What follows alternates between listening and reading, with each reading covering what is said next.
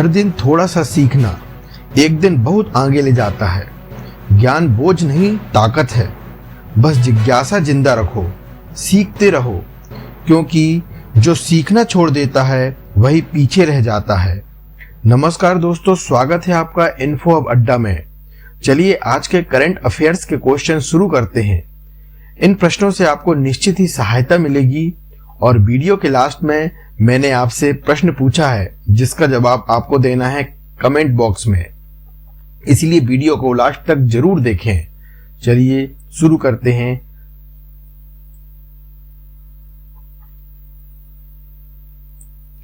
आज का पहला question, black swan summit India 2026 का आयोजन कहां हुआ?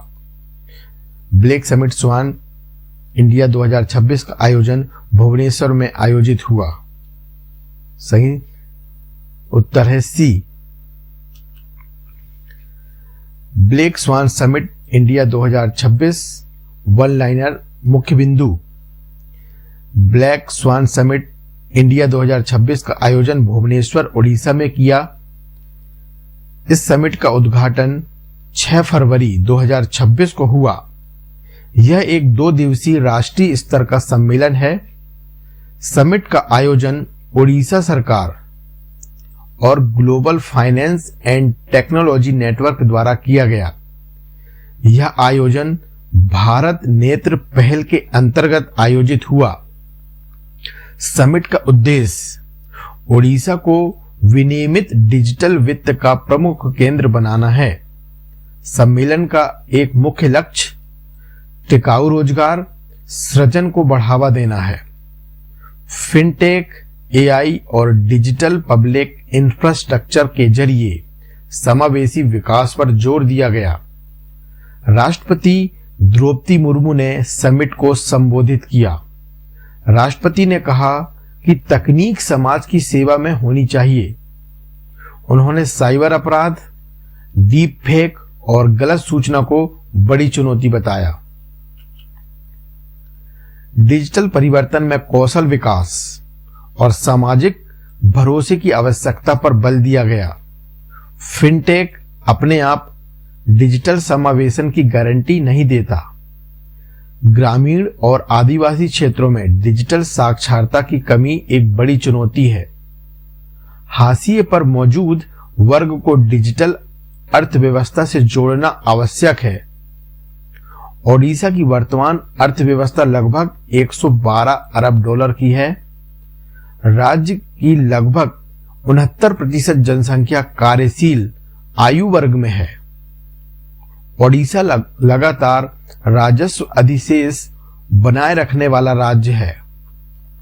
ओडिशा का लक्ष्य 2027 तक 1 करोड़ नौकरियां सृजित करना है।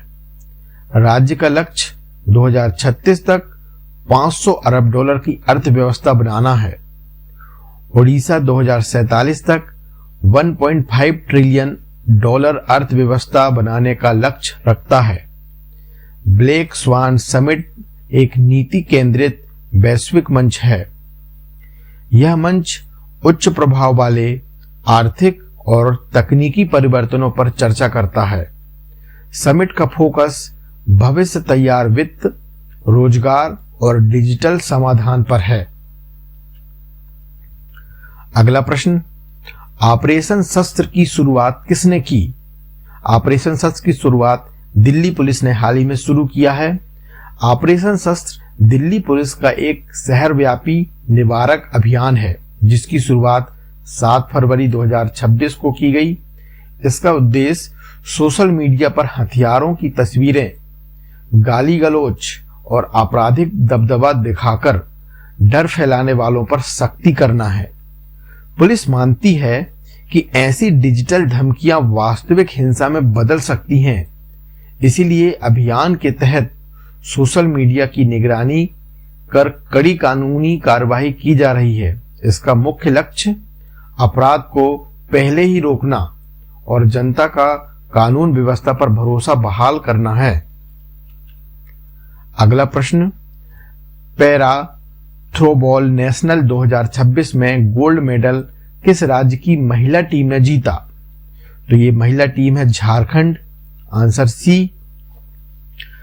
Para throwball national federation cup 2026 का आयोजन दिव्यांग खिलाड़ियों को राष्ट्रीय स्तर पर प्रतिस्पर्धा का मंच देना और समावेशी खेलों को बढ़ावा देने के लिए किया गया।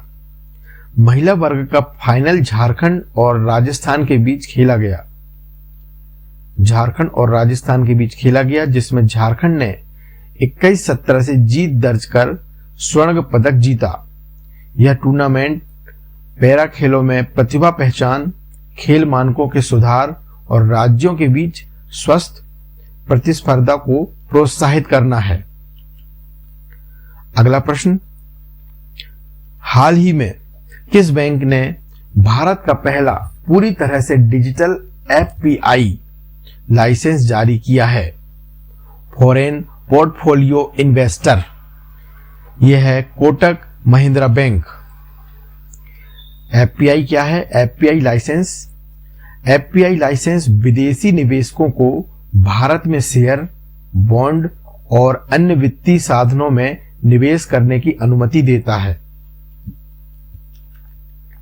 अगला प्रश्न, हाल ही में जैव विविधता संरक्षण की दिशा में महत्वपूर्ण कदम उठाते हुए किस राज्य ने गोवा पक्षी एटलस जारी किया है? तो गोवा ने जारी किया है, ऑप्शन बी। गोवा केरल के बाद पक्षी एटलस जारी करने वाला भारत का दूसरा राज्य बन गया है। यह एटलस 7 फरवरी 2026 को एक प्रमुख पक्षी महोत्सव के दौरान लॉन्च किया गया। बर्ड एटलस के बारे में जानकारी। बर्ड एटलस एक वैज्ञानिक रिकॉर्ड होता है जिसमें बताया जाता है कि कौन सी पक्षियां प्रजातियां कहां पाई जाती हैं और उनकी संख्या कितनी है। गोवा वर्ल्ड एटलस क्यों जरूरी है? इससे समय के साथ पक्षियों की संख्या में बदलाव का पता चलता है, पक्षियों के रहने की जगह की स्थिति में समझ आती है और जलवायु परिवर्तन और मानव गतिविधियों का असर जाना जा सकता है। इसका उपयोग किसके लिए होगा? सरकार और वन्य जीव विशेषज्ञ इसका इस्तेमाल बेहतर संरक्षण योजनाएं बनाने और सही फैसले लेने के लिए करेंगे। बर्ड एटलस याद रखें। अगला प्रश्न है, हाल ही में गोवा का 9वां बर्ड फेस्टिवल कहां आयोजित किया गया?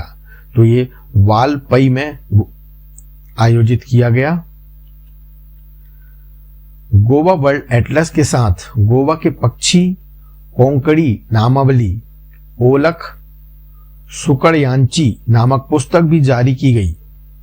इस पुस्तक में पक्षियों के स्थानीय कोंकणी नाम दर्ज किए गए हैं। इससे सामान्य लोगों को पक्षियों की पहचान करने में आसानी होती है। क्षेत्रीय भाषा के उपयोग से लोग जैव विविधता से अधिक जुड़ते हैं। यह सामुदायिक सहभागिता और स्थानिक संरक्षण प्रयासों को प्रोत्साहित करता है। इससे वैज्ञानिक अनुसंधान और जन जागरूकता के बीच की दूरी कम होती है। अगला प्रश्न है, हाल ही में भारत ने किस बैलिस्टिक मिसाइल का सफल परीक्षण किया है? तो ये अग्नि 3 का भी सफल परीक्षण किया है। हाल ही में भारत ने अग्नि 3 बैलिस्टिक मिसाइल का सफल परीक्षण कहां से किया है? तो ये ओडिशा के चांदीपुर स्थित इंटीग्रेटेड टेस्ट रेंज ITR से किया गया है। अगला प्रश्न है यहाँ पे, अग्नि 3 मिसाइल का हालिया परीक्षण किस तिथि को किया गया है? तो ये 6 फरवरी 2026 को किया गया है। अग्नि 3 मिसाइल का परीक्षण किस उद्देश्य से किया गया है? ये नियमित प्रशिक्षण अभ्यास के तहत किया गया है। अग्नि 3 किस प्रकार की मिसाइल है? तो यह है न्यूक्लियर क्षमता वाली इंटरमीडिएट रेंज बैलिस्टिक मिसाइल। अग्नि 3 मिसाइल की मारक क्षमता कितनी है? इसकी मारक क्षमता लगभग 3000 से 3500 किलोमीटर तक है। अग्नि 3 मिसाइल परीक्षण के दौरान क्या पुष्टि हुई? सभी तकनीकी परिचालन मापदंडों की सफलता और मिसाइल प्रणाली की विश्वसनीयता व तैयारी की पुष्टि हुई। अग्नि 3 मिसाइल का परीक्षण किस कमान की निगरानी में किया गया? स्ट्रेटेजिक फोर्सेस कमांड की निगरानी में। अगला प्रश्न है, हाल ही में भारत के क्वांटम भविष्य की दिशा में ऐतिहासिक कदम के रूप में अमरावती क्वांटम वैली AOV, याद रखेंगे AQV, अमरावती क्वांटम वैली परियोजना का शुभारंभ किस राज्य में किया गया है? तो ये आंध्र प्रदेश में किया गया है, ऑप्शन डी। AQV परियोजना का उद्देश्य आंध्र प्रदेश को क्वांटम अनुसंधान, नवाचार और प्रतिभा विकास का वैश्विक केंद्र बनाना है। इस परियोजना के अंतर्गत शैक्षणिक शोध, औद्योगिक अनुप्रयोग को जोड़ा जाएगा ताकि क्वांटम कंप्यूटिंग, सुरक्षित संचार और उन्नत सामग्री विज्ञान जैसे क्षेत्रों में व्यवसायीकरण को तेजी से बढ़ावा दिया जा सके। अमरावती क्वांटम वैली परियोजना का शिलान्यास 7 फरवरी 2026 को किया गया। शिलान्यास समारोह का नेतृत्व मुख्यमंत्री N. चंद्रबाबू नायडू ने किया। इस अवसर पर जितेंद्र सिंह और नारा लोकेश भी उपस्थित रहे। अगला प्रश्न, हाल ही में विश्व का सबसे बड़ा आइसक्रीम सोशल पार्टी रिकॉर्ड किस शहर में बनाया गया? तो हाल ही में यह रिकॉर्ड बनाया गया है हैदराबाद में। 6 फरवरी 2026 को हैदराबाद में अरुण आइसक्रीम, नाम याद रखेंगे, अरुण आइसक्रीम ने दुनिया का सबसे बड़ा आइसक्रीम सोशल पार्टी का आयोजन किया था। इस आयोजन में कितने लोग शामिल थे? इस आयोजन में 5113 बच्चों ने भाग लिया था। सभी बच्चों ने लगातार 30 मिनट तक आइसक्रीम खाया था। इस उपलब्धि के लिए गिनीज वर्ल्ड रिकॉर्ड बनाया गया है। पहले यह रिकॉर्ड इटली के सालेरनो 962 लोगों के नाम था। सालेरनो में 962 लोगों के नाम था। यह आयोजन भारत की वैश्विक पहचान और आयोजन क्षमता को दर्शाता है। अगला प्रश्न, हाल ही में जनवरी 2026 में किस शहर को देश का दूसरा सबसे प्रदूषित शहर घोषित किया गया, जहां PM 2.5 स्तर राष्ट्रीय मानकों से 3 गुना अधिक रहा? तो ये दिल्ली है, जहां पर 2026 में देश का दूसरा सबसे प्रदूषित शहर जिसे घोषित किया गया है। पिछली वीडियो में आपसे पूछे गए सवाल का जवाब हम देंगे कि हाल ही में आयोजित परीक्षा पे चर्चा 2026 प्रधानमंत्री नरेंद्र मोदी जी का कौन सा संस्करण था? तो ये 9वां संस्करण था। सही जवाब है सी। आज के वीडियो का क्वेश्चन आपके लिए, हाल ही में किस जिले को देश का पहला पूर्ण बीमाकृत जिला घोषित किया गया, जो 2047 तक सबके लिए बीमा लक्ष्य की दिशा में ऐतिहासिक कदम है? इस प्रश्न का जवाब आपको कमेंट बॉक्स में देना है। दोस्तों, वीडियो यदि हेल्पफुल रही हो तो आप वीडियो को जरूर से आप लाइक करें। साथ ही आप अपने दोस्तों के साथ इस वीडियो को शेयर करना ना भूलें। और यदि आपने इस चैनल को सब्सक्राइब नहीं किया है तो चैनल को सब्सक्राइब जरूर कर लें और साथ ही बेल का आइकॉन जरूर दबाएं ताकि हमारे नए वीडियो की अपडेट्स आपको मिल सके सबसे पहले। Thank you for watching.